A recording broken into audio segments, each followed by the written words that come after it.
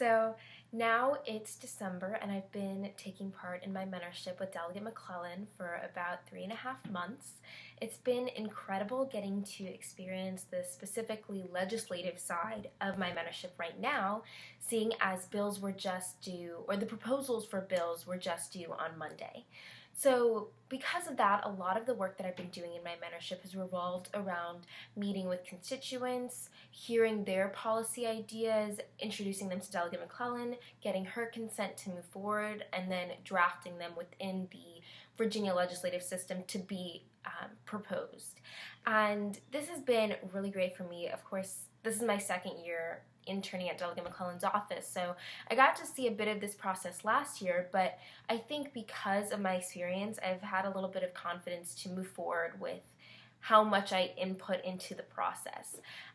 Of course, when I started my mentorship, I had the goal of introducing a bill regarding felon disenfranchisement, which is my research topic. Unfortunately, that became somewhat of an unreasonable goal. Even though felon disenfranchisement is a very serious issue even today in Virginia, after conducting a lot more research, I came to realize that most of the actions that have been taken to expand the suffrage, whether that's been for felons or for other demographics, have been completed through executive actions.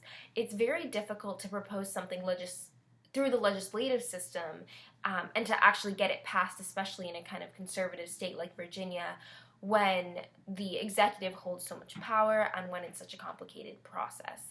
Thus, unfortunately, I had to kind of step back on that goal and focus more on the other bills that Delegate McClellan is proposing now that we've kind of finalized those. So one of the ones that I'm very passionate about is the Ban the Box campaign that Delegate McClellan is taking part in by introducing legislation. This actually does relate very closely with my research topic of felon disenfranchisement. While Ban the Box doesn't revolve around the voting aspect of felons, it does revolve around the opportunities that ex-felons can take part in after being released. So specifically what our proposed legislation aims to do is strike the requirement of revealing any past misdemeanor or felony convictions that have been prior to 5 years when applying for a job within the Commonwealth of Virginia.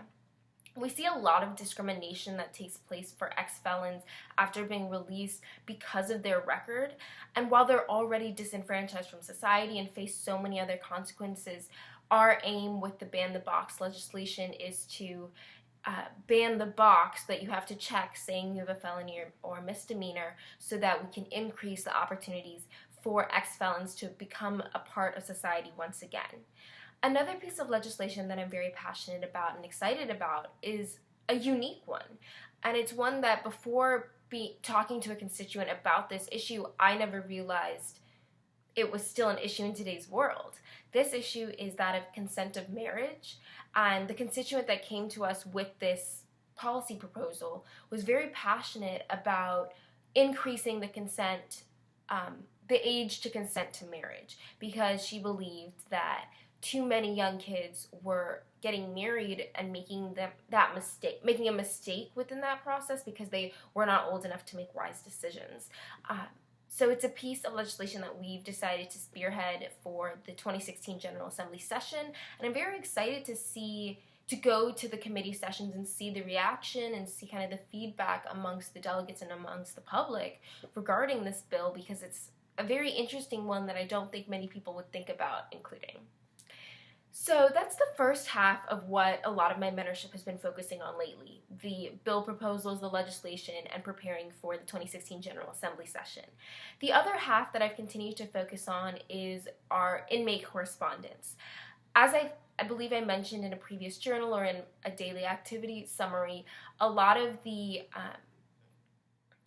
way that we structure the interns working within the office is that there's 4 of us, and half of us work on constituent correspondence and half of us work on inmate correspondence, because Delegate McClellan receives a lot of correspondence from inmates.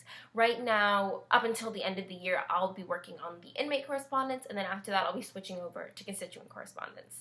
So for inmates, I am interacting right now and working on writing a recommendation for a pardon, conditional pardon, for an inmate who is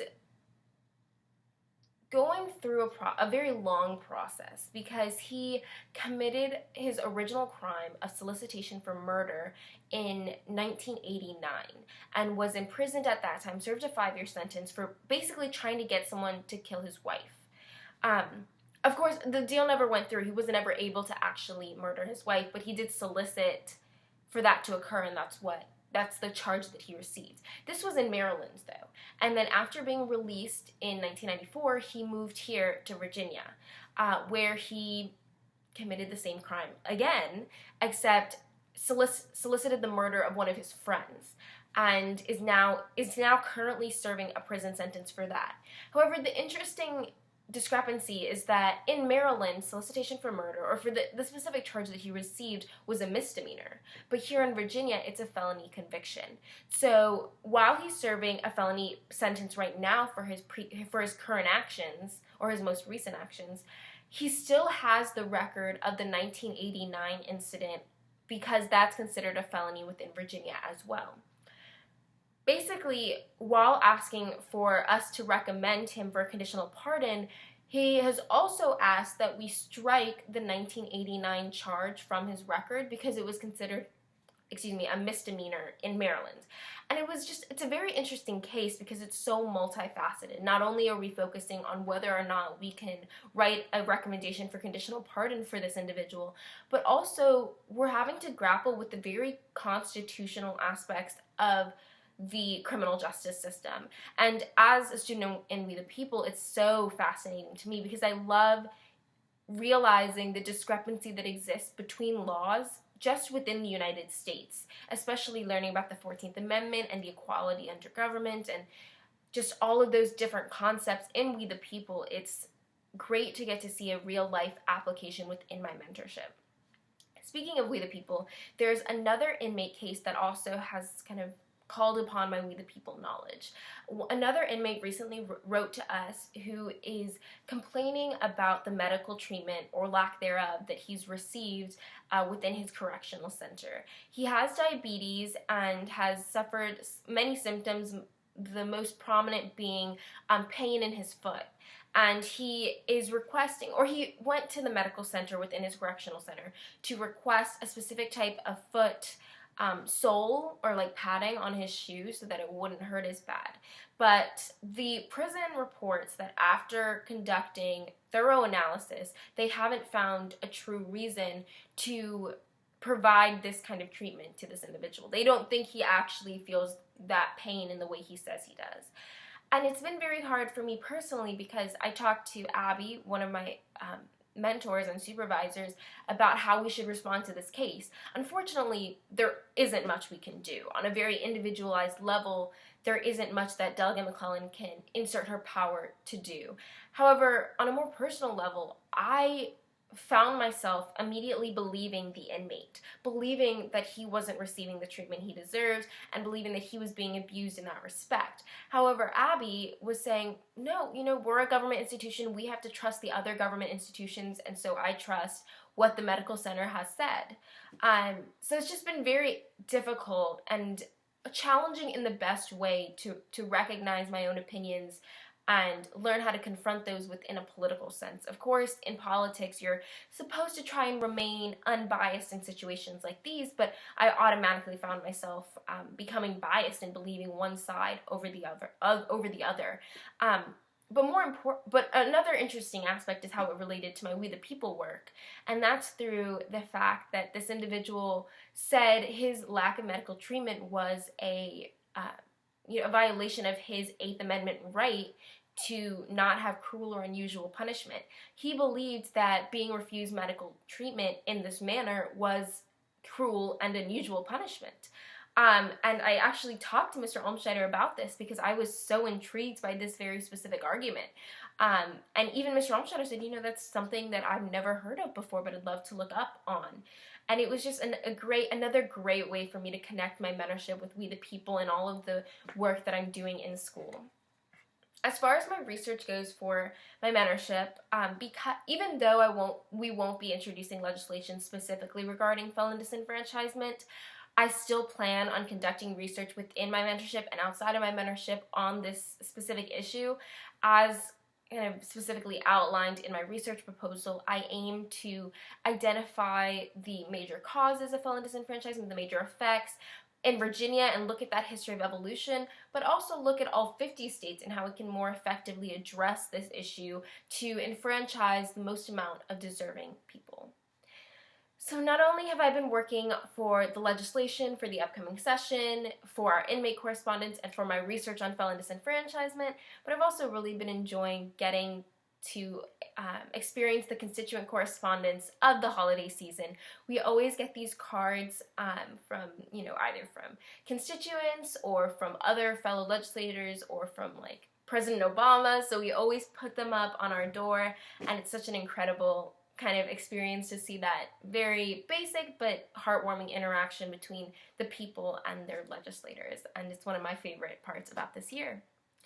As for some vocab, because election day just happened last month and we're kind of experiencing the real bustle of the presidential campaign right now, I wanted to focus on 4 different political ideologies that are kind of popular in the international political community. The first being liberalism, which is a belief that government can and should achieve justice and equality of opportunity. Of course, political ideologies are not inherently aligned with a political party. However, we most often see liberal believing candidates to also fall within the Democratic Party. So on the other hand, another popular political ideology is conservatism. Conservatism is a belief that limited government ensures order, competitive markets, and personal opportunity. So the major difference you see between conservatism and liberalism is that word limited government. And it's something I'm studying in We the People as part of the classical republicanism components that formed our democracy. So it's really cool to see that ancient and kind of historical application in today's world when we see conservatives within the Republican Party most usually. The third is socialism. It's one that hasn't ever really taken hold in the United States, but is still a technically popular political ideology worldwide. Socialism is an economic and governmental system based on public ownership of the means of production and exchange. I think it's really interesting that this definition uses the word system rather than a belief in a government or a belief in a limited government. It's still a political ideology, but it's very specifically an economic and political system as well. The fourth is libertarianism, which is not as popular as conservatism or liberalism, but is more popular than socialism within the United States political atmosphere. For example, we see Rand Paul and Ron Paul, who are very famous libertarian politicians. Libertarianism is an ideology that cherishes individual liberty and insists on minimal government, like conservatism, promoting a free market economy, like liberalism, a non-interventionist foreign policy, and an absence of regulation in moral, economic, and social life. I think that last component of the definition is the most important, that lack of regulation of individuals' action is really the core principle behind the libertarian political ideology. So that's pretty much an overview of what I've been doing. It's a lot, but it's a lot of what I've been doing within my mentorship and some of the vocab I've been learning there.